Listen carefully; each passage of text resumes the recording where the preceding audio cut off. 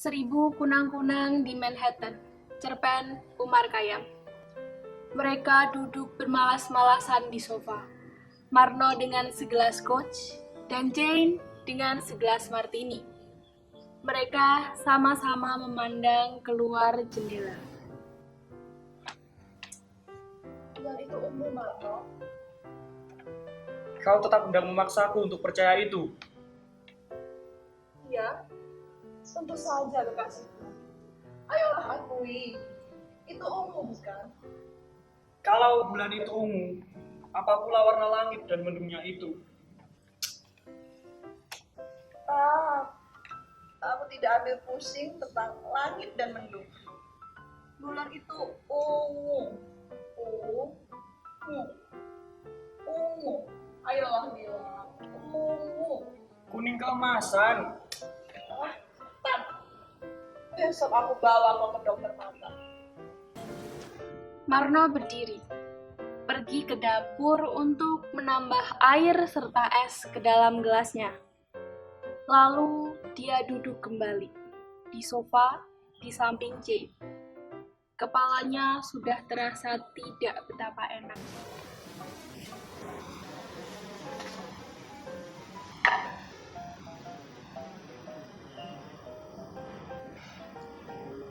Marno, sayang.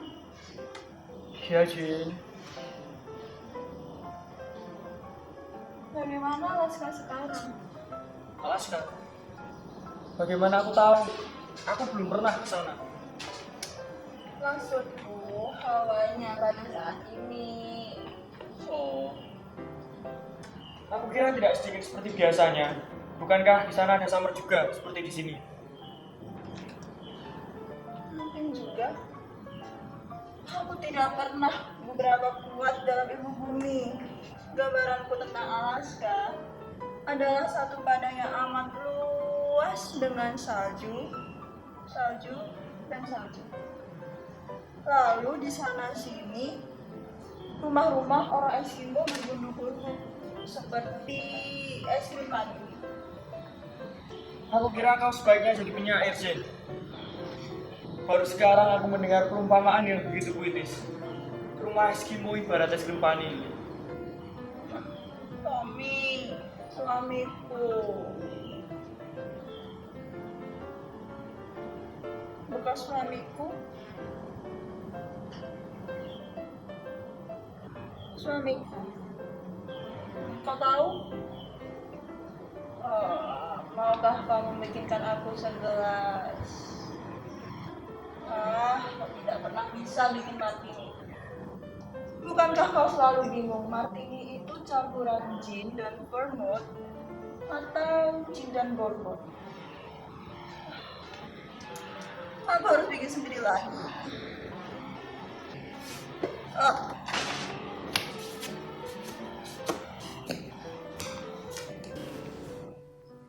Dengan susah payah Jane berdiri dan dengan berhati-hati berjalan ke dapur. Suara gelas dan botol beradu terdengar berdentang-dentang. Dari dapur, Bekas suamiku. Kau tahu? Mama. Darling. Ya, ada apa dengan dia? Aku merasa dia ada di Alaska sekarang.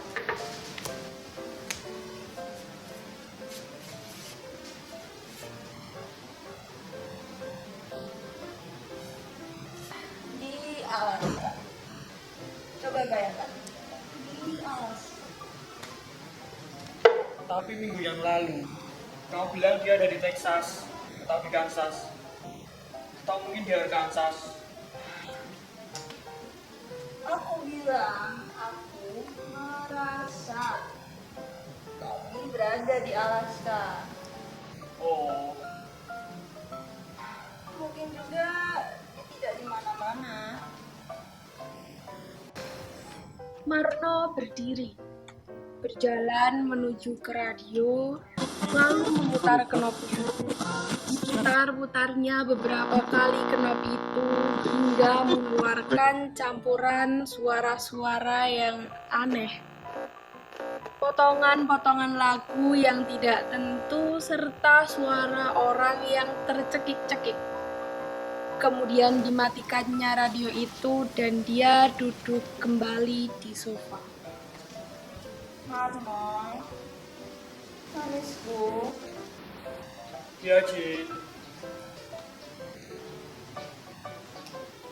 bukankah di Alaska ya ada adat mendungkan istri kepada tamu? Iya, aku pernah mendengar orang Eskimo dahulu punya adat istiadat begitu. Tapi aku tidak tahu pasti apakah itu betul atau karangan buah teknologi saja. Aku harap itu betul. Sungguh Dani, aku harap itu betul. Kenapa? Sebab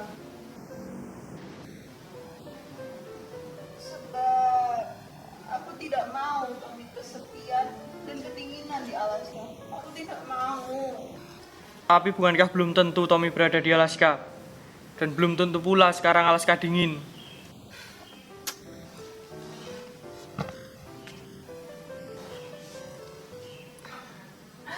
Tapi aku tidak mau Tommy kesepian dan kedinginan. Maukah kau? Sudah tentu tidak, Jin. Sudah tentu tidak. Anak yang manis, Marno. Marno mulai memasang rokok, lalu pergi berdiri di dekat jendela. Langit bersih malam itu, kecuali di sekitar bulan. Beberapa awan menggerombol di sekeliling bulan, hingga cahaya bulan jadi suram karenanya.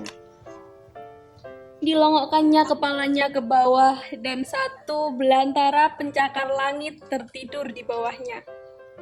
Sinar bulan yang lembut itu membuat seakan-akan bangunan-bangunan itu tertidur dalam kedinginan. Rasa senyap dan kosong tiba-tiba terasa merangkak ke dalam tubuhnya. Aku ingat Tommy pernah mengiringi aku sebuah boneka impian yang cantik dari Oklahoma City beberapa tahun yang lalu. Sudahkah aku ceritakan hal ini kepadamu? Aku kira sudah, Jin. Sudah beberapa kali.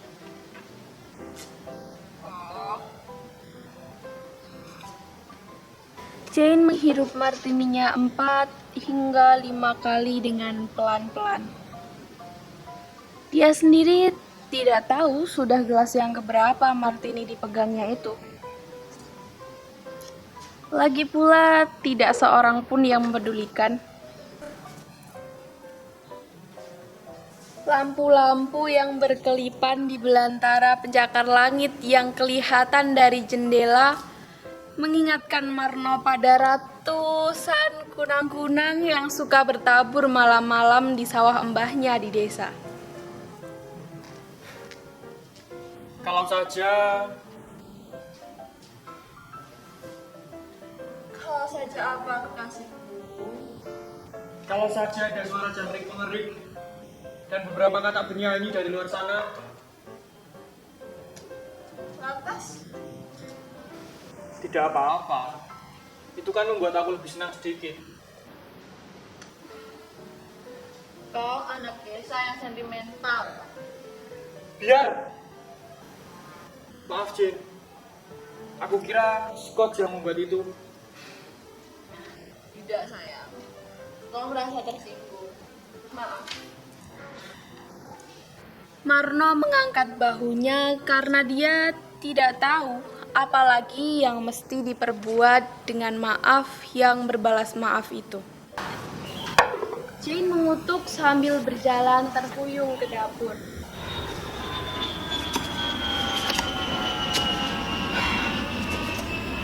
Jat keparat.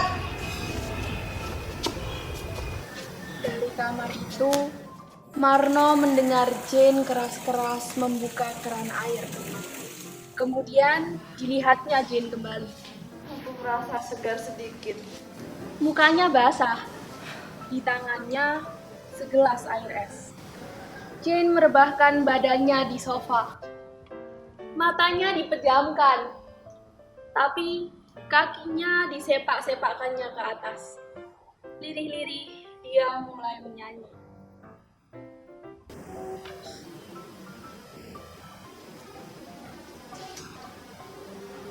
Pernahkah kau punya keinginan lebih-lebih dalam musim panas begini untuk telanjang lalu membiarkan badanmu tenggelam dalam sekali di dasar laut yang teduh itu,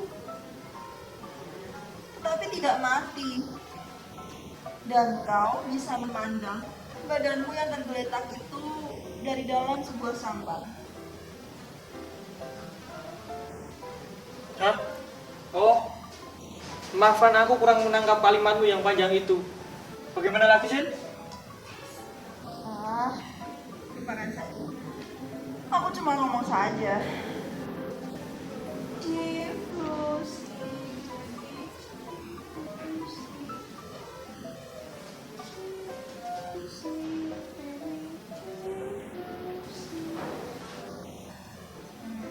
Marno, Marno tidak menjawab. Karena tiba-tiba saja dia merasa seakan-akan istrinya ada di dekat-dekat dia di Manhattan malam itu. Adakah penjelasannya? Bagaimana satu bayang-bayang yang terpisah beribu-ribu kilometer bisa muncul begitu pendek? ayolah Marno. Kalau kau jujur, tentulah kau akan mengatakan bahwa aku membosankan. Cerita yang itu-itu saja yang kau dengar tiap kita ketemu. Membosankan ya? Membosankan. Tapi tidak semua ceritamu pernah aku dengar. Memang beberapa ceritamu sudah beberapa kali aku dengar. Bukan beberapa sayang. Sebagian besar. Baiklah, taruhlah sebagian terbesar sudah aku dengar. Aku membosankan jadinya. Marno diam, tidak mencoba meneruskan. Disedotnya rokoknya dalam-dalam, lalu dihembuskannya lagi asapnya lewat mulut dan hidungnya.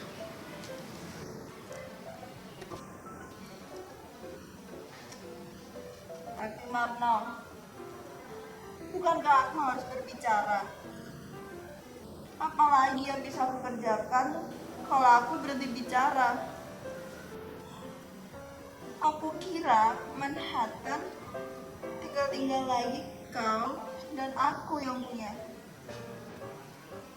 Apalah jadinya kalau salah seorang pemilik pulau ini jadi capek berbicara? Kalau dua orang terdapat di satu pulau, mereka akan terus berbicara sampai kapal tiba, bukan? Jane memejamkan matanya dengan dadanya lurus-lurus telentang di sofa. Sebuah bantal terletak di dadanya. Kemudian, dengan tiba-tiba dia bangun, berdiri sebentar, lalu duduk kembali di sofa. Marno, marilah duduk. Kenapa? Bukankah sejak sore aku terus di situ? Kemarilah duduk. Aku sedang enak di jendela sini, Jin. Ada beribu kunang-kunang di sana. Kunang-kunang. Ya, Bagaimana rupa kunang-kunang itu? Aku belum pernah lihat. mereka adalah lampu suara kecil-kecil sebesar noktah. Begitu kecil. Ya. Tetapi kalau ada beribu kunang-kunang hidup di pohon pinggir jalan, itu bagaimana? Pohon itu akan jadi pohon hari Natal. Ya, pohon hari Natal.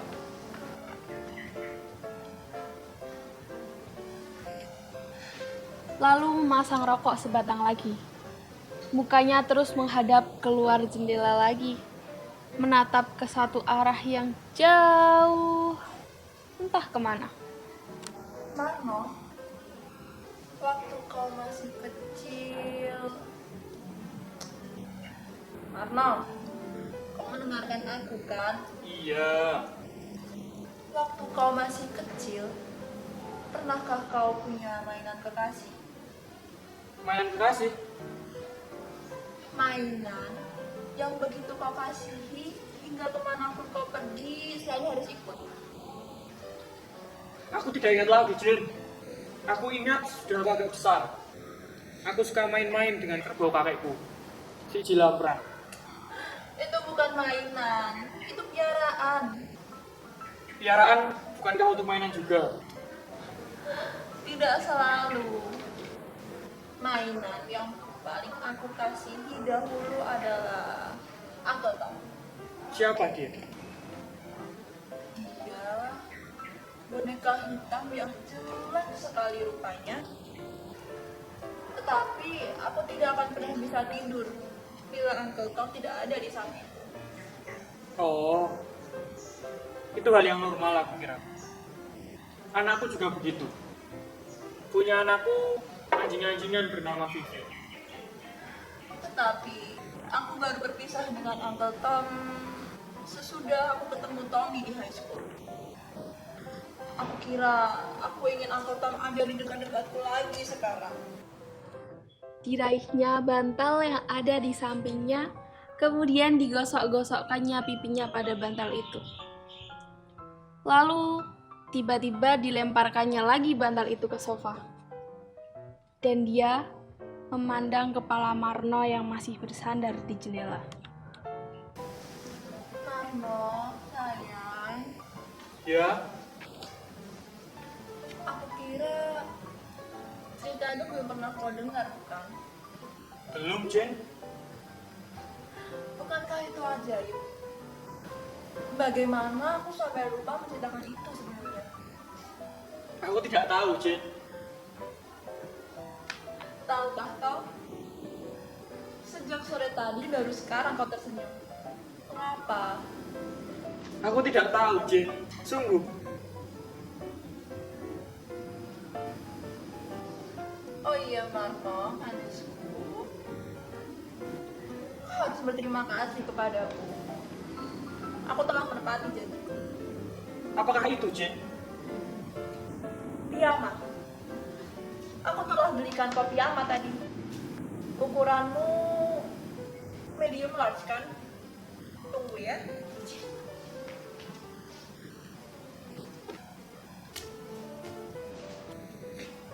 Dan Jane, seperti seekor kijang yang mendapatkan kembali kekuatannya sesudah terlalu lama berteduh, melompat-lompat masuk ke dalam kamarnya. Beberapa menit kemudian, dengan wajah berseri, dia keluar kembali dengan sebuah bungkusan di tangan. Aku harap kau suka pilihanku.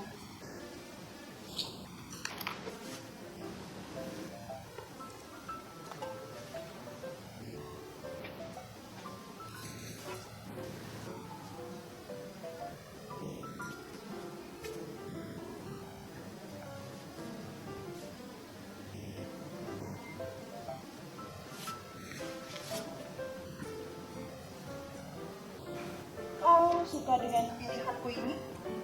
Ini piyama yang cantik, Jen. Akan kau pakai saja malam ini. Aku kira sekarang sudah cukup malam untuk berganti dengan piyama. Jen, Iya sayang. aku belum tahu apakah aku akan tidur di sini malam ini. Oh, kau banyak kerja. Tidak seberapa sesungguhnya. Cuma tak tahulah. Kau merasa tidak enak badan? Aku baik-baik saja.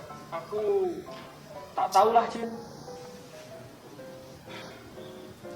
Aku harap aku mengerti sayang. Aku kapan bertanya lagi. Terima kasih, Jen. Terserah lah, cuma aku kira aku tidak akan duluannya pulang. Oh. Pelan-pelan dibungkusnya kembali piyama itu.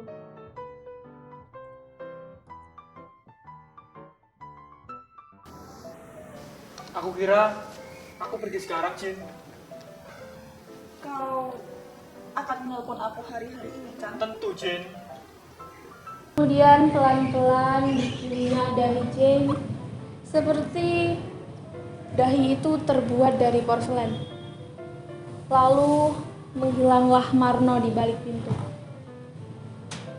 Langkahnya terdengar sebentar dari dalam kamar turun tangga. Di kamarnya, di tempat tidur, sesudah minum beberapa butir obat tidur, Jane merasa bantalnya basah.